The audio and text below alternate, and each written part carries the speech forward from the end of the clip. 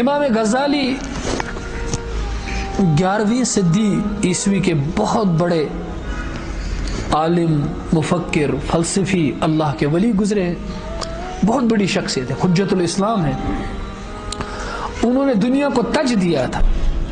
وہ نظام الملک توسی کی یونیورسٹی، نظامیہ یونیورسٹی کے مدرسہ نظامیہ جس کو بولتے تھے، وہ اس کے بہت بڑے پروفیسر تھے، فلسفی کے تھے، یوں تو وہ وائس چانسلر تھے اس کے۔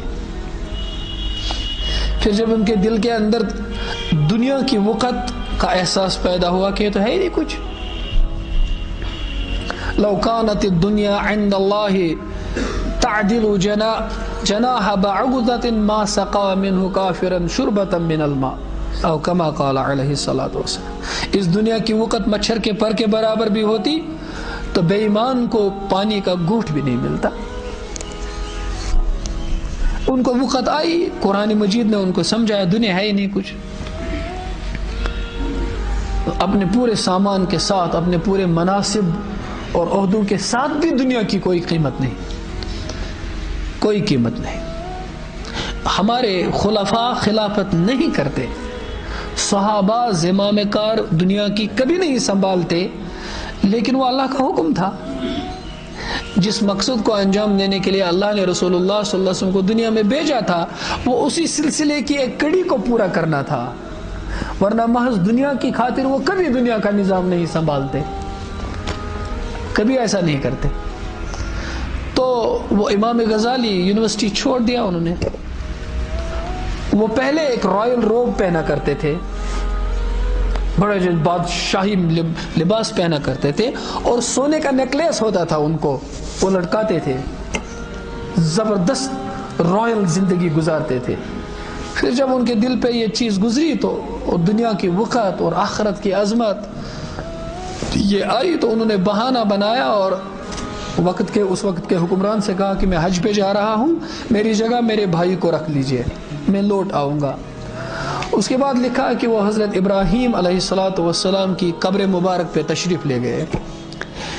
ممکن ہو اس صدی میں حضرت ابراہیم علیہ السلام کی قبر کا تعین سامنے تھا کہ یہ ان کی قبر مبارک ہے، آج کچھ پتہ نہیں ان کی مبارک قبر کون سی ہے۔ انبیاء کی قبریں بہت ہی اس میں ڈاؤٹ ہے، کس کی قبر کہاں۔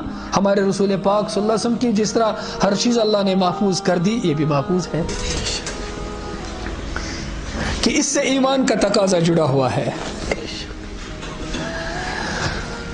تو چلے گئے اور اس قبر مبارک پہ تشریف لے کر کے انہوں نے 3 وعدے کیے، اس میں سے ایک وعدہ یہ تھا، فلسفے کی دنیا میں بحث و مباحثہ بڑا بنیاد ہوتی ہے، تو انہوں نے ایک وعدہ یہ کیا، آج کے بعد کبھی کسی سے بحث نہیں کروں گا، میں کبھی کسی سے بحث نہیں کروں گا۔ بحث دل کے اندر کے ایمان کو، تقوی کو، استحضار کو، تعلق باللہ کو ایسے صاف کرتا ہے جیسے سر سے اس طرح بالوں کو صاف کرتا ہے۔ کبھی بحث کر کے تو دیکھو، لوگوں نے محسوس کیا ہے اس کی تاریکی اور اندھیری جو چھا جاتی ہے دل کے اوپر۔ ایک دفعہ ہم علی گڑھ یونیورسٹی میں تھے اور ہمارے دوست بھی ساتھ تھے، ہم جماعت میں تھے، تو ادھر ایک ساتھی نے الجھایا، تو ہمارے جو بزرگ تھے ساتھ، بڑے بزرگ ہیں، تو انہوں نے بحث کی۔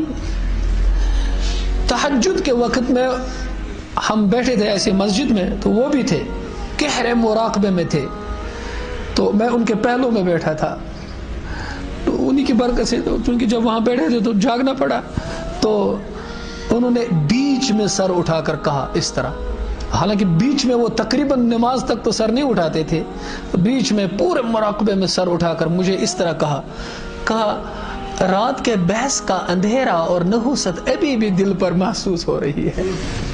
یہ انہوں نے کہا مسجد میں، کہا مجھے نحوست اس کی دل پر محسوس ہو رہی ہے، بحثوں میں مت الجھو۔